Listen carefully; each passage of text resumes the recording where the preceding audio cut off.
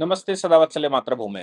आज हम लोग चर्चा करने जा रहे हैं भारत की जो ट्रेडिशनल मेडिसिन्स हैं या ट्रेडिशनल नॉलेज है, उस ट्रेडिशनल नॉलेज को 25 वर्ष के बाद आप याद करिए 1999 में वाजपेयी सरकार के समय पर वो कवायद शुरू हुई थी। लेकिन 2004 से 2014 का समय ऐसा रहा हमारे लिए एक मैं कहूँ कि वो एक धब्बे का काल रहा, जिसमें हमने प्रयास नहीं किए, ना तो डब्ल्यूएचओ में प्रयास किए, ना ही डब्ल्यूटीओ में प्रयास किए और ना ही हमने अपने आप को यूएनओ में स्थायी सदस्य बनाने के लिए यानी कि सिक्योरिटी काउंसिल में स्थायी सदस्य बनाने के लिए प्रयास किए। वो अटल बिहारी वाजपेयी जी थे जिन्होंने वर्ल्ड ग्लोबली इन विषयों पर काम किया था और बड़ी तेजी से उसको आगे बढ़ाया था। लेकिन मोदी जी के आने के बाद भी 10 वर्ष लगे। कुल मिलाकर 25 वर्ष लगे, 25 ईयर्स। 1999 में शुरू किया था, 2001 में पहली बार डब्ल्यूटीओ ने ये विषय उठाया और 2001 के बाद 2024 की 25-26 मई को इस पर निर्णय हुआ। दरअसल क्या था कि वर्ल्ड इंटेलेक्चुअल प्रॉपर्टी को लेकर एक कॉन्फ्रेंस चल रही थी जो मई की 14 तारीख से लेकर और 24 तारीख तक चली, 13 से लेकर 24 तक चली, जिसमें कि बड़ा इश्यू उठा हुआ था। एक तरफ तो भारत में आयुर्वेद को लेकर आईएमए पीछे पड़ा हुआ है। भारत में जितने भी इंग्लिश मेडिसिन्स के लोग हैं या इंग्लिश मेडिसिन पर प्रैक्टिस करने वाले हैं, उनको बाबा रामदेव की शक्ल बड़ी अच्छी नहीं लगती। क्यों? क्योंकि बाबा रामदेव किचन में बता देते हैं इलाज क्या है। बाबा रामदेव ये बता देते हैं कि इलाज घर में कैसे होगा। बाबा रामदेव ये बता देते हैं कि आपके खेत में क्या मिलेगा, नाली के किनारे, नाले के किनारे और वो कैसे मिलेगा। आचार्य बालकृष्ण भी उसी रास्ते पर शो करते हैं और उन शो में पत्ती को दिखाने सहित कार्यक्रम चलाते हैं। योगा को लेकर बाबा रामदेव और बाबा रामदेव सुबह लाइलाज बीमारियों का भी इलाज बताते हैं। वो लाइलाज बीमारियां जो कि मैजिक रेमेडीज एक्ट के तहत भी लाइलाज मानी गई। इस बात को लेकर उन्होंने सुप्रीम कोर्ट में बहुत सारी चीजें भी हुई। बाबा रामदेव के खिलाफ कंटेम्प्ट का केस भी लगा और सिर्फ इस बात को लेकर लगा कि कैसे बाबा रामदेव ये क्लेम कर सकते हैं कि इन बीमारियों का इलाज है। बाबा रामदेव लगातार ये कह रहे थे कि हमारे पास उसके एविडेंसेस हैं। बाबा रामदेव कह रहे थे कि हमारे पास उसका प्रमाण है। बाबा रामदेव कह रहे थे कि मेरे पास रिसर्च है। सब कुछ होने के बावजूद चूंकि सुप्रीम कोर्ट ने आदेश दिया कि बाबा रामदेव इस बात पर बोलेंगे नहीं, बाबा रामदेव ने उस बात को लेकर प्रेस कॉन्फ्रेंस कर दी और परिणाम कंटेम्प्ट ऑफ कोर्ट के केस में लगा। खैर, बाबा रामदेव ने कोर्ट के सामने कहा भी कि भाई हमने जो जो एलोपैथिक है, एलोपैथिक को लेकर सूडो साइंस कहा जाता है, मैंने सूडो साइंस के विषय में कहा। आचार्य बालकृष्ण ने भी ऑनरेबल सुप्रीम कोर्ट में कहा कि हम एक अनुसंधान करने के बाद ही, भारतीय शास्त्रों का अनुसंधान करने के बाद ही हम कोई बात क्लेम करते हैं, फिर भी हम क्षमा अनकंडीशनल मांगते हैं। सुप्रीम कोर्ट सुनवाई करते-करते आईएमए के पीछे पड़ गया और बाबा रामदेव तो जो अपॉलजी उन्होंने मान ली या उन्होंने पेपर में प्रिंट कर दिया या जो दवाएँ उनकी 14 ब्रांड कैंसल हो गए, वो सब कुछ हो गया। आईएमए से सुप्रीम कोर्ट ने पूछना शुरू कर दिया कि भाई आप बताओ, ये आप प्रमोशन क्यों करते हो? आप कैसे प्रमोशन करते हो तमाम तरह की ये दवाओं का? आप ये बताइए महँगी-महँगी दवाओं, बच्चों की दवाएँ, महिलाओं की दवाएँ, बुजुर्गों की दवाएँ, इनका इतने महँगे प्रमोशन क्यों करते हो? तब तक आईएमए के चीफ ने भी स्टेटमेंट दे दिया कि ये एलोपैथिक डॉक्टरों के ऊपर एडवर्स प्रभाव पड़ेगा। सुप्रीम कोर्ट ने जो कहा और सुप्रीम कोर्ट को ऐसी टिप्पणी नहीं करनी चाहिए। सुप्रीम कोर्ट के सामने वो भी चली गई और अब आईएमए के चीफ के खिलाफ इस समय केस चल रहा है इस बात का कि वो कंटेम्प्ट ऑफ कोर्ट कर बैठे। खैर, वो मामला चल ही रहा। ट्रेडिशनल मेडिसिन्स को लेकर बहुत कुछ बवाल हो ही रहा था। मोदी जी का एक बड़ा प्रयास ये रहा कि उन्होंने डब्ल्यूएचओ में प्रपोज किया। डब्ल्यूएचओ को उन्होंने कन्विंस किया और डब्ल्यूएचओ को कन्विंस करने के बाद लाखों करोड़ रुपए की खर्चे का आश्वासन दिया। गुजरात में उन्होंने ट्रेडिशनल मेडिसिन्स का एक रिसर्च सेंटर खोला। Traditional medicines world traditional medicines research centre जो पूरे विश्व की ट्रेडिशनल मेडिसिन्स को लेकर ट्रेडिशनल मेडिसिन मतलब हमारा आयुर्वेद उसमें आता है। ट्रेडिशनल मेडिसिन्स को लेकर भारत वो रिसर्च करवाएगा, उसकी ऑपरेशनल कॉस्ट भी लेगा देगा और बिल्डिंग का खर्चा भी पूरा देगा, उसकी उनका जो इंफ्रास्ट्रक्चर है उस पर भी हमने खर्च किया और 10 वर्ष के लिए कम से कम उसका जो ऑपरेशनल कॉस्ट है वो भी हम बियर करेंगे। ऐसा सेंटर गुजरात में खोला गया। गुजरात में डब्ल्यूएचओ के चीफ भी आए थे जिनका नाम मोदी जी ने तुलसी भाई रख दिया था। खैर, मेरा कहना यह है कि मोदी जी के आने के बाद, या मैं कहूं भाजपा शासन के आने के बाद, क्योंकि पहले भी जो प्रयास लगातार किए गए थे वो अटल बिहारी वाजपेयी जी की मतलब भाजपा सरकार के समय पर किए गए थे। भाजपा सरकार के इन कदमों को ध्यान में रखते हुए, भाजपा सरकार के इन विषयों को ध्यान में रखते हुए आगे जो कार्रवाई चल रही थी वो कार्रवाई 2004 से लेकर 14 तक लगभग समाप्त हो गई और अंग्रेजी मेडिसिन भारत में फिर से स्टैब्लिश हो रही, वैसे ही स्टैब्लिश थी, लेकिन आयुर्वेद और जो ट्रेडिशनल मेडिसिन थी वो वैसी थी। 1999 में भारत सरकार ने डब्ल्यूटीओ में एक क्लेम किया था और उन्होंने ये कहा था कि भाई हम इस विषय पर जो ट्रेडिशनल मेडिसिन है उनके जो पेटेंट आप लेते हैं वो पेटेंट ट्रेडिशनल नॉलेज के नहीं होने चाहिए। यूएस इस बात का महारथी है। आपको एक बात और बता दें कि लगभग 120 मिलियन डॉलर का व्यापार है ये जो ट्रेडिशनल नॉलेज है। 120 मिलियन डॉलर का व्यापार है, जबकि भारत केवल 1.20 मिलियन डॉलर पर काम कर पाता है। यानी कि विश्व का जो हम जिसके महारथी हैं, जो हमारा ब्रांड है, जिसके हम हमारा राइट है, वो हम केवल उसमें 1% पर काम कर पाते हैं। विश्व की मार्केट का 1% मार्केट भारत में है, भारत से है। बाकी 99% उन देशों के पास जिनको इसकी एबीसीडी नहीं मालूम, यानी कि अंग्रेजी दवाओं वालों के पास। लेकिन वो इस बात के तो स्पेशलिस्ट हैं कि वो पेटेंट ले लेते हैं, इस बात के तो स्पेशलिस्ट हैं कि वो उस पर राइट ले लेते हैं। भारत सरकार ने क्लेम किया था वर्ल्ड इंटेलेक्चुअल प्रॉपर्टी ऑर्गेनाइजेशन पर, यानी कि वाइपो, डब्ल्यूआईपीओ। डब्ल्यूआईपीओ में 25 वर्ष पहले भारत ने अपना काम शुरू किया था 1999 में।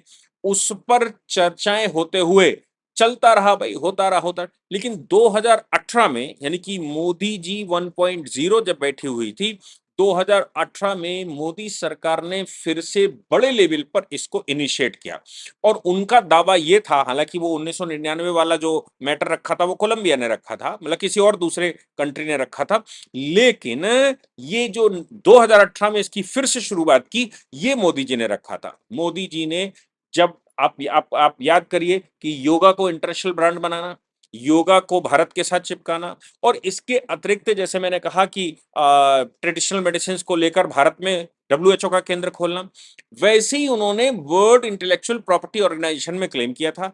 उसकी बैठक अभी 10 दिन तक चली।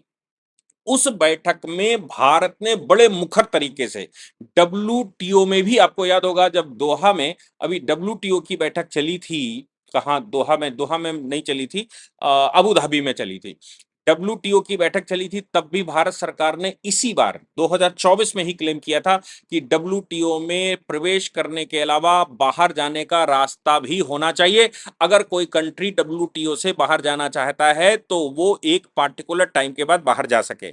इस बात को देखते हुए जो जो अबू धाबी की बैठक हुई उसको 1 दिन 2 दिन और बढ़ाया गया था। क्यों? क्योंकि भारत सरकार ने एकदम सबके छक्के छोड़ा दिए। उसका कारण था कि यूएस पेटेंट लेने में सबसे आगे है और वो करें या ना करें पेटेंट लेते हैं। उनका एक और प्रयास बहुत बुरा भारत को फंसा हुआ है, वो ये था कि सॉफ्टवेयर के मामले में उन्होंने क्लेम किया डब्ल्यूटीओ में, यानी कि यूएस ने डब्ल्यूटीओ में क्लेम किया है कि भारत में जो पेटेंट लिए जाते हैं सॉफ्टवेयर के मामले में वो सारे पेटेंट अमेरिका के हैं। भारत के पास अपना कुछ नहीं, ये केवल असेंबलिंग करते हैं और असेंबलिंग करके उस पर पेटेंट हासिल कर लेते हैं और पेटेंट भारत में बड़ी आसानी से दिया जाता है। ये सारे पेटेंट अमेरिका के होने चाहिए। उनका मानना था कि जो ओपन सोर्स सॉफ्टवेयर बनाए जाते हैं, ओपन सोर्स प्लगइन्स बनाए जाते हैं और जो ओपन सोर्स चीजें बनाई जाती हैं वो हम लोगों को, संसार को उनकी प्रैक्टिस के लिए देते हैं, यानी कि वो एजुकेशन पर्पस के लिए देते हैं।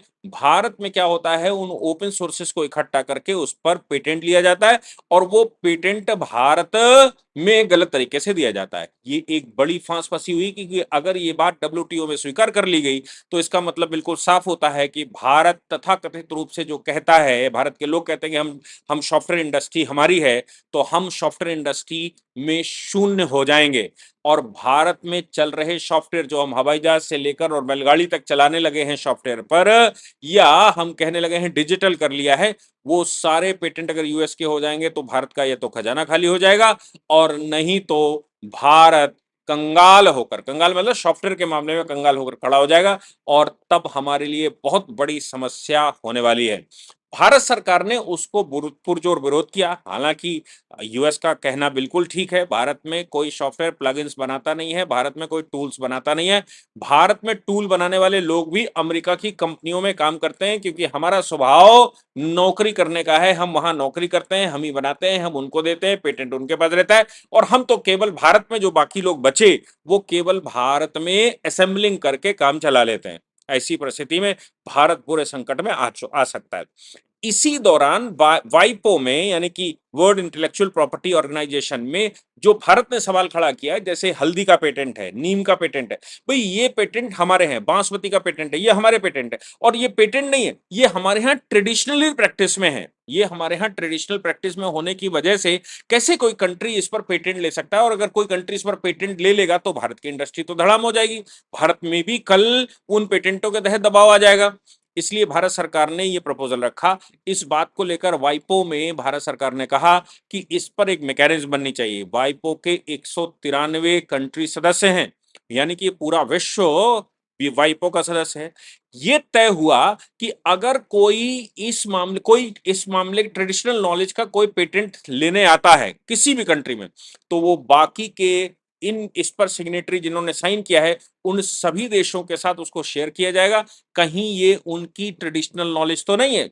अगर उस देश किसी भी देश की वो ट्रेडिशनल नॉलेज है तो उस देश को उस पर रिप्लाई देना होगा और कहना होगा कि ये हमारे यहाँ की ट्रेडिशनल नॉलेज है, इस पर पेटेंट नहीं होना चाहिए, ये परंपरागत रूप से हमारे यहाँ चली आ रही है। ऐसी परिस्थिति में जिसने क्लेम किया है उसको ये बताना पड़ेगा कि उसने ये कैसे रिसर्च किया, उसको किन लोगों ने बताया, उसकी नॉलेज का कारण क्या है, उनकी नॉलेज का आधार क्या है, ये सब कुछ उसको क्लेम में बताना पड़ेगा। और जिस कंट्री ने ये कहा है कि ये हमारे यहाँ की ट्रेडिशनल नॉलेज है, यानी कि हमारे यहाँ परंपरागत रूप से नॉलेज चल रही है, वो कंट्री उसको सिद्ध करेगा कि ये हमारे यहाँ कैसे चल रही है। जैसे हल्दी के गुणों की बात करते हैं, नीम के गुणों की बात करते हैं, तमाम तरह के फलों, फूलों, पौधों और किचन में रखे सामग्री का हमको ज्ञान है। हमारे यहाँ सभी प्रकार के हर्ब्स का ज्ञान है। हम अंग्रेजी मेडिसिन पर 90% नहीं चलते हैं। आज भी दादी, चाची, दादी, नानी के नुस्खे भारत में चलते हैं। आज भी जहां पर फार्मास्यूटिकल इंडस्ट्री नहीं पहुंच पाई, यानी कि मेडिसिन इंडस्ट्री नहीं पहुंच पाई, गांव में 80%, 70% गांव में आज भी नानी और दादी के नुस्खों से काम चलता है। जब गंभीर समस्या हो जाती है तभी वो किसी हॉस्पिटल में जाते हैं। इसलिए भारत में ये प्रैक्टिस में है। भारत में लोगों को आयुर्वेद पर विश्वास भी है। भारत में लोगों को एलोपैथ पर विश्वास है और अब एलोपैथ पर विश्वास कम होता जा रहा है और अब तो पोजीशन ये आ गई है कि एलोपैथ का मतलब, मैं अपने लिए बता रहा हूं, मैं तो कितना भी बीमार हो जाऊं वो मैं एलोपैथ डॉक्टर के पास नहीं जाता क्योंकि मैंने कोरोना के बाद ये बात कई अनुभव कर लिए कि वहां जाने का मतलब है मैं उल्टा बीमार हो जाता हूं, या तो मुझे वो मेडिसिन सूट नहीं करती या फिर वो ऐसा ऐसा उन्होंने जाल बिछा रखा है कि आप जो एक टैबलेट में काम चल सकता है उसके लिए 50,000 रुपए की दवा खर्च करके हमको बीमार और कर देगा। ऐसे बहुत सारे डॉक्टर प्रैक्टिस में, मैं ये नहीं कहता सभी डॉक्टर्स होंगे, अच्छे डॉक्टर भी हैं, लेकिन ज्यादातर बड़े नर्सिंग होम और ये वो इन्होंने सब इस तरह की प्रैक्टिस बना रखी है। तो ऊपर से मोदी जी ने 5 लाख का बीमा और 50 करोड़ लोगों का कर दिया, तो और जो बीमार नहीं हो उसको भी जबरदस्ती बीमार करके इलाज करवाया जा रहा है। ये मेडिक्लेम और ऊपर से आ गया, वो और समस्या खड़ी कर रहा है। कुल मिलाकर बात ये आती है कि भारत में आज भी आयुर्वेद पर लोगों को पूर्ण रूप से विश्वास है। ऐसी परिस्थिति में अगर पूरे विश्व में कहीं भी कोई पेटेंट मांगने जाता है तो उसके पेटेंट मांगते समय अगर भारत में जब वो भारत को भेजा जाए, भारत अगर उस पर क्लेम कर दे कि नहीं ये तो हमारी ट्रेडिशनल प्रैक्टिस है, ये तो हमारी ट्रेडिशनल नॉलेज है, तो ऐसी परिस्थिति में भारत का आयुर्वेद, भारत के जो हर्ब्स पैदा होते हैं यानी कि जड़ी बूटियां, भारत में जो बाकी चीजें होती हैं जिनका हमें हमें प्रैक्टिस है, मुझे लगता है उसका मार्केट उठ जाएगा। विश्व की अब तक की सबसे बड़ी आयुर्वेद और ट्रेडिशनल मेडिसिन की जीत या ट्रेडिशनल नॉलेज की जीत भारत सरकार ने प्राप्त की है मोदी जी के नेतृत्व में। हालाँकि जैसे मैंने कहा कि वाजपेयी जी ने शुरुआत किया था, लेकिन सफलता के रूप में मोदी जी ने उस पर सफलता पाई है कल। और मुझे लगता है कि चुनाव के बीच में इस प्रकार की सूचना जो हमें 100 मिलियन डॉलर की इंडस्ट्री बना सकता है, केवल आयुर्वेद की इंडस्ट्री को लेकर जिसके हम में महारत ही है, जिसमें हमारे घर-घर में लोग प्रैक्टिस करते हैं। अगर आप वेद उठाकर देखेंगे तो औषधियों का भंडार बताता है वेद, और ये बताता है कहाँ किस तरह की उसका इस्तेमाल किया गया है। और इसको अगर सही से भारत में विकसित कर लिया जाए, तो पूरे विश्व की इंडस्ट्री पर हम राज्य कर सकते हैं। लेकिन जो कानूनी पहलू थे, जो इंटेलेक्चुअल प्रॉपर्टी के लीगल पहलू थे, उस पर पहली विजय माननीय मोदी जी के नेतृत्व में भारत सरकार ने प्राप्त की है, और उन 193 देशों ने उसको स्वीकार कर लिया। वाइपो ने उसको स्वीकार कर लिया, यानी कि one world intellectual property organization ने उसको स्वीकार कर लिया, जो ये कहता है कि ट्रेडिशनल नॉलेज को प्रोटेक्ट किया जाएगा और ट्रेडिशनल नॉलेज पर कोई दूसरा देश पेटेंट नहीं ले सकता, क्योंकि किसी भी देश की वो ट्रेडिशनल नॉलेज है, वो देश उसको क्लेम करके प्रोटेक्ट कर सकता है। मुझे लगता है कि अब तक की हमने वो सबसे बड़ी जीत हासिल करी है। इधर आईएमए ऊधम मचाता है, इधर एलोपैथ हमारे यहाँ उछाल मार रहा है, और उधर देश ने आयुर्वेद पर एक बड़ी सफलता प्राप्त की है। जय हिंद, जय भारत, वंदे मातरम।